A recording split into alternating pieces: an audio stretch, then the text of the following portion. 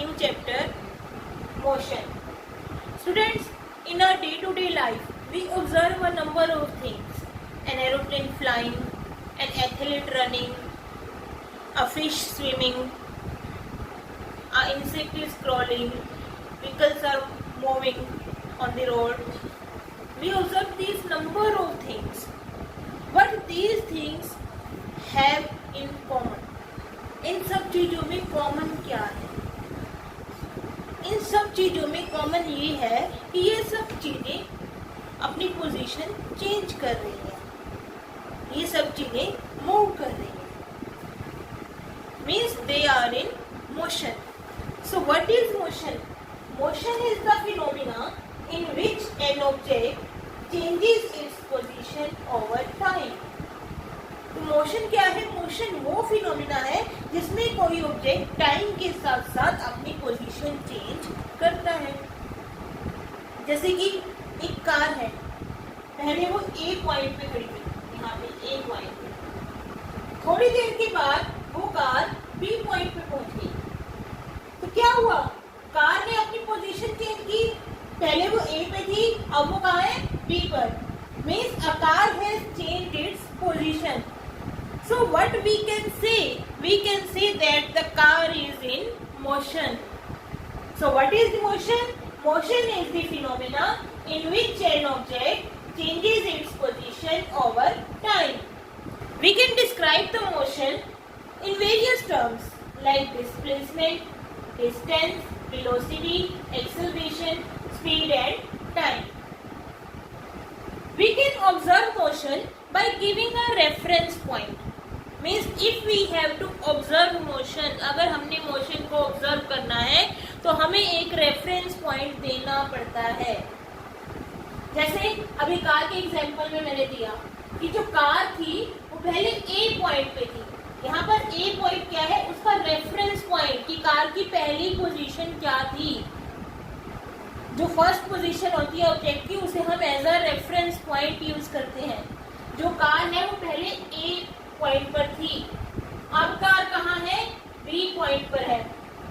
तो कुछ ना कुछ हमें रेफरेंस देना पड़ता है अगर हमने मोशन को ऑब्जर्व करना है. So motion can be observe by attaching a reference to an observer. हमें जो ऑब्जर्वर है उसे कुछ ना कुछ रेफरेंस देना पड़ता है. Measuring the change in position of the body with change in time. और दूसरा हमने क्या देखा? हमने कैसे कह दिया कि कार मोशन में है? कि कार की पोजीशन टाइम के साथ चेंज हो गई. कार पहले ए पॉइंट पे थी, अब कार कहाँ है? बी पॉइंट पे. उसकी पोजीशन चेंज हो गई है. तो हम कह सकते हैं कि जो कार है वो मोशन में है. सिमिलरली जो फिश है वो पूल में स्विमिंग कर रही है, या कोई एथलीट है वो रनिंग कर रहा है, तो उसका रेफरेंस पॉइंट क्या हुआ कि पहले वो कहाँ था? पहले वो ए पॉइंट पे खड़ा था, अब वो बी पॉइंट पे चला गया रन करके. तो उसने क्या किया? अपनी पोजीशन चेंज की, ए से बी. तो हम क्या कहेंगे कि athlete is in motion. Athlete is in motion. Similarly suppose अभी आप करनाल में खड़े हो, 1 घंटे के बाद आप पानीपत पहुंच जाते हो, तो आपका रेफरेंस पॉइंट चेंज हो गया ना. पहले आप करनाल में थे, फिर आप पानीपत में हो, उसके 1 घंटे बाद आप आगे दिल्ली पहुंच जाते हो, तो आपका रेफरेंस पॉइंट चेंज हो गया. तो इसको हम क्या कहेंगे? That you are in motion. You are in motion by car. Your car is in motion. You are in motion. Clear? So you now very well understood what is motion. Motion is the phenomena in which an object changes its position over time. Motion वो phenomena है जिसमें किसी object की जो position है वो time के साथ साथ चेंज हो जाती है. Now we will study motion in a straight line. Straight line motion, जब कोई ऑब्जेक्ट एक स्ट्रेट लाइन में चल रहा है तो उस मोशन को हम स्टडी करेंगे. Suppose an object start its journey from O. कोई ऑब्जेक्ट है वो अपनी जर्नी इस ओ पॉइंट से स्टार्ट करता है. After covering a distance of 25 kilometre it reaches C.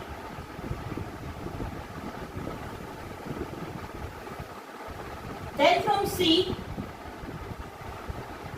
it covers a distance of 15 km and reaches B.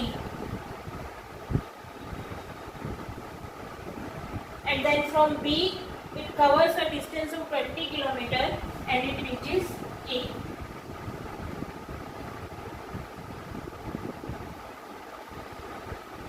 Now from where the object has started its journey? From point O. Means point O is the reference point.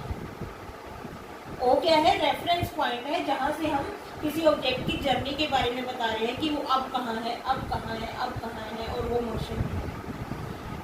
Now means what was the initial position of the object? At O. And where is the object now? Finally at A. So what is the total path length covered by this object?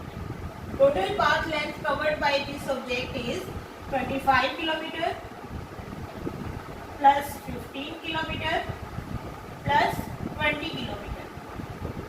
Means कितनी होगी? 25 plus 15 40 and 20 60 kilometer. Means this object has covered a path length of around 60 kilometer. Of 60 kilometer. This object has covered the path length of 60 kilometer. What is this 60 kilometer? This 60 kilometer is the distance covered by air. This 60 kilometer is the distance covered by that object. Means इस object ने 60 kilometers का distance travel किया है for reaching from O to A. O से A तक पहुंचने में उसने टोटल 60 किलोमीटर का डिस्टेंस कवर किया है. So from here we have calculated the total distance covered by that object which is 60 kilometre. So what is distance? Distance is the total path length covered by an object. कोई object कितना path cover करता है? Total. That is its distance. So उसका distance होता है. So what is distance? Distance is the total path length covered by an object. And what is this 25, 15, 20, 60 here? This is the numerical value, and that numerical value of a physical quantity is called its magnitude. What is magnitude? Magnitude is the numerical value of an physical quantity. किसी भी physical quantity की जो numerical value होती है उसे magnitude कहते हैं. Means what is the magnitude of distance here? Magnitude of distance here is 60 kilometer. Means total distance covered by an object is 60 kilometer. Now what will happen if that object start its journey from O, reaches A and comes back to C? When it comes back to C, it again covers a distance of 20 plus 15, 35 kilometer. Now what is the total distance covered by this object? Now total distance covered by this object is 60 kilometer plus 35 kilometer equal to 95 kilometer. Means on reaching back to C, the total distance covered by the object is 95 kilometer.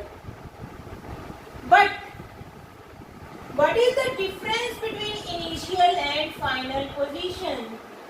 Now initial position of the object was O and the final position of the object is C. Finally the object is at C. So what is the distance here? Distance here is 25 kilometer only. This distance is known as the displacement. So what is displacement? Displacement is the shortest distance between initial and final position of an object.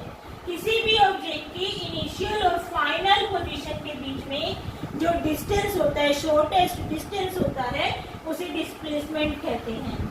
So what is the displacement here? Displacement here is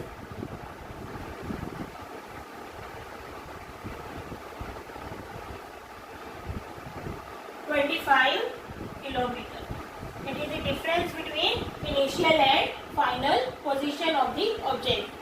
Now, for a journey, the total distance of an object means total path covered by an object cannot be zero during a journey, क्योंकि journey में तो वो object motion में ही है, वो एक जगह से दूसरी जगह पहुंच रहा है, तो उसका टोटल डिस्टेंस जो है वो कवर नहीं हो सकता, तो उसका टोटल डिस्टेंस जो है वो जीरो नहीं हो सकता। Total distance covered by an object during a journey can not be zero, कभी भी जीरो नहीं होता किसी जर्नी के दौरान total distance, but the displacement covered during a journey can be zero, displacement जो है वो जीरो हो सकती है। कैसे हो सकती है? Suppose this object has started it's journey from O, it has covered a distance of 60 km and reaches A, but from A it has again covered a distance of 60 km and again reaches O here. O से ही journey start की, A तक गया, A से फिर वापस आया, वापस O तक आ गया, तो इस केस में उसने कितना डिस्टेंस ट्रेवल किया? इसने 60 प्लस 60 120 किलोमीटर का डिस्टेंस ट्रेवल किया, बट उसके इनिशियल और फाइनल पोजीशन के बीच में क्या डिफरेंस है? कुछ भी नहीं, इनिशियली भी वही था, फाइनली भी वही है, तो डिस्प्लेसमेंट क्या हो गई? Zero. In this case displacement is zero. So when the displacement is zero, when the initial and final position of the object are same. Suppose मैं स्कूल जा रही हूँ, स्कूल जाते हुए मैंने 10 किलोमीटर का डिस्टेंस ट्रेवल किया और मुझे याद आया कि मैं तो ये बुक घर पे ही छोड़ आई, तो मैंने क्या किया, वापस वहां से अपने घर के लिए चल पड़ी। तो टोटल डिस्टेंस मेरा कितना हुआ जब मैं घर पहुंच गई? 10 किलोमीटर मैं पहले गई थी, 10 किलोमीटर मैं वापस घर पहुंची, तो टोटल डिस्टेंस मैंने 20 किलोमीटर का ट्रेवल किया, पर मेरी डिस्प्लेसमेंट क्या हुई? जीरो, कि मैं इनिशियली भी वही थी, फाइनली भी वही हूँ। So total distance covered by an object during a journey cannot be zero. So total distance covered by an object during a journey cannot be zero, but the displacement covered by an object during a journey can be zero. Can be